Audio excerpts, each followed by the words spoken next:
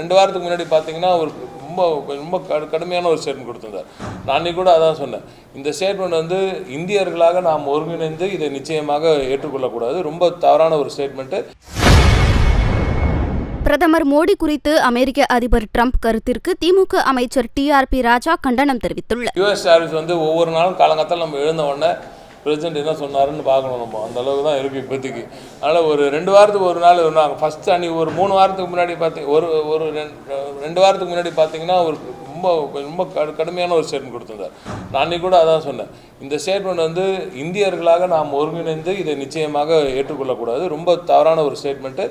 இது எனக்கும் என்னோட பிரைம் மினிஸ்டருக்கும் பொலிட்டிக்கலாக வேறு டிஃப்ரென்ஸ் இருக்கலாம், ஆனால் இந்த விஷயத்தில் நான் என் பிரைம் மினிஸ்டர் பக்கம் முழுக்க நிற்பேன்.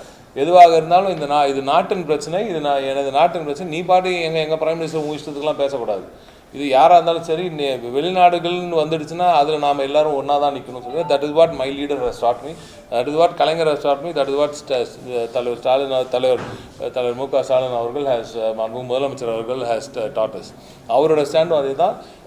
இந்திய நாட்டிற்கு ஒரு பிரச்சனை என்றால் நாம் எல்லோரும் இணைந்து தான் நிற்க வேண்டும். தட் செட் மேலே இருக்கிறவங்க புத்திசாலித்தனமாக ஒர்க் பண்ணுவாங்கன்ற ஒரு எதிர்பார்ப்பில் இருக்கும். ஏன்னா இந்த விஷயம் ரொம்ப கிரிட்டிக்கல் திங்கிங் வேணும், ரொம்ப யோசித்து செயல்பட வேண்டிய விஷயம். நமது விவசாயிகளையும் பாதுகாக்க வேண்டும், இண்டஸ்ட்ரியும் ஜாப்ஸையும் பாதுகாக்கணும். ஸோ பிரைமரி செக்டரையும் செகண்டரி செக்டரையும் ரொம்ப கேர்ஃபுல்லாக ஜகிள் பண்ண வேண்டிய ஒரு சூழல். இந்த நேரத்தில் ஒன்றிய அரசு சரியான முடிவுகளை எடுக்கும் என்று நம்புகிறோம். ஆனால் இவங்க சமீபத்தில் நிறைய விஷயங்கள்லாம் செய்கிறதெல்லாம் பார்த்தா அது அந்தளவுக்கு எடுப்பாங்களான்னு தெரியல. எடுத்தால் ரொம்ப நல்லது, எடுக்க வேண்டும் என்று நாங்கள் கேட்கிறோம். அதுலேயும் எனக்கு குறிப்பாக மகாராஷ்டிரா மற்றும் தமிழ்நாடு போன்ற வளர்ந்த மாநிலங்களோடு அவர்கள் பேச வேண்டும். ஏற்கனவே மாண்புமிகு முதலமைச்சர் அவர்கள், நான் முக்கியமாக சொல்ல வேண்டியது, மாண்புமிகு முதலமைச்சர் அவர்கள் இங்கே இருக்கும் தொழில் முனைவோர்களெல்லாம் கூப்பிட்டு ஒரு மீட்டிங் ஏற்கனவே நடத்திட்டாங்க. நாங்கள் இங்கே நடத்தினோம். ஃபஸ்ட்டு நாங்கள் இதே கைடன்ஸில் வந்து நாங்கள் நடத்தினோம். ஒரு 4 நாட்கள் முன்னாடி ஒரு வாரத்துக்கு முன்னாடி நாங்கள் நடத்தினோம்.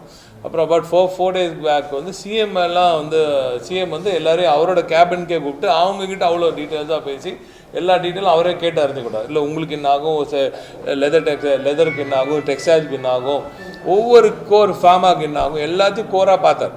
ஒன்னொருத்தையும் கேர்ஃபுல்லாக பார்த்து தான் முடிவு எடுத்திருக்காரு.